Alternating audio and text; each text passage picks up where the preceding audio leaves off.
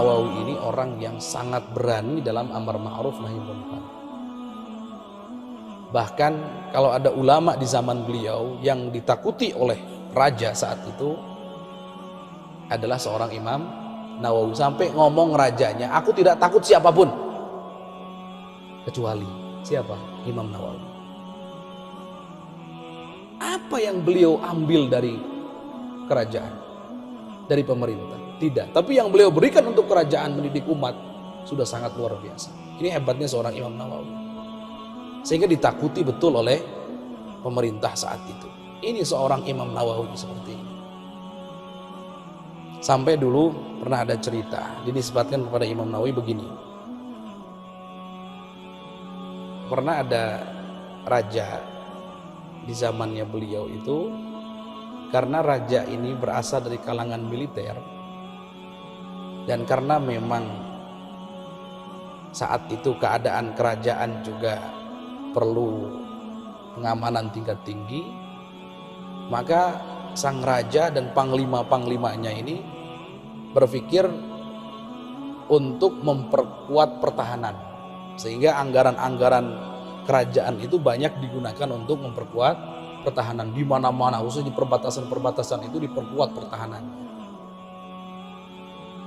Akhirnya efeknya terhadap pendidikan, perhatian pemerintah kurang perhatian pemerintah. Hanya Imam Nawawi ini membuat surat kepada pemerintah, pada sang raja, agar betul-betul memperhatikan urusan pendidikan, urusan dengan kalau kita pondok pesantren, madrasah-madrasah dan seterusnya, dan pendidikan ilmu-ilmu yang lain juga, pokoknya pendidikan secara umum. Kemudian kan alasannya, ya kita alasan pemerintah kita butuh memperkuat keamanan, menjaga perbatasan dan seterusnya, sehingga butuh anggaran yang besar dan dicurahkan ke sisi ini. Imam Nawawi itu punya jawaban yang sangat luar biasa. Jawabannya itu mengutip kisah dulu pada masa Imam Ghazali. Jadi pada masa Imam Ghazali itu pemerintahnya sangat peduli dengan pendidikan agama khususnya, sehingga membangun pondok-pondok, sekolah-sekolah yang digratiskan betul asal jadi ulama untuk mendidik umat. Yang masuk ke situ santri gratis, gurunya dibiayai full semuanya. Di antaranya madrasah yang dibangun adalah madrasah Nizamiyah, yang di situ Imam Ghazali pernah belajar dan menjadi orang hebat. Jadi hasilnya ini alumni-alumni ini Imam Ghazali itu. Pada masa dulu pemerintahnya peduli. Beliau mengingatkan masa lalu. Di masa lalu, di saat pemerintahan peduli dengan pendidikan, masyarakatnya terdidik, masyarakatnya betul-betul cinta Allah, cinta Rasulullah, cinta agama, mempraktekkan agama dengan sungguh-sungguh, sehingga sedikit permasalahan yang terjadi, justru malah musuh-musuh itu segan. Musuh-musuh yang di luar sana yang akan menjajah itu segan, menjauh mereka. Tapi semakin fokus pada pertahanan di zaman Imam Nawawi, semakin musuhnya semakin penasaran.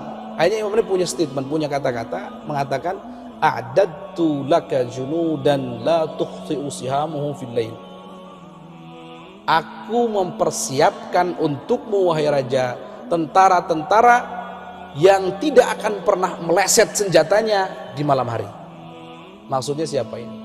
Orang-orang yang ahli qiyamul lail, orang-orang yang dekat sama Allah, yang kalau berdoa di sepertiga akhir malam akan dijawab doanya sama Allah. Kalau mereka berdoa kompak semuanya, soleh semuanya, doa agar negara dijamin keamanannya, agar negara ini dibuat sejahtera dan seterusnya, dijawab sama Allah. Jadi tentara itu maksudnya Imam Nawawi, tentara itu ada dua. Kamu wahai raja fokus kepada tentara zahir, memperkuat keamanan, menjaga perbatasan, itu benar. Tapi jangan lupakan sisi tentara yang kedua, namanya tentara batin. Siapa itu?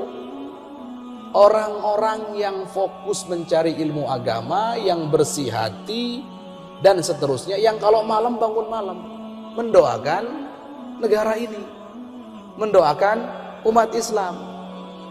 Ini kan namanya sebab batin yang lebih cepat dijawab oleh Allah Subhanahu wa taala.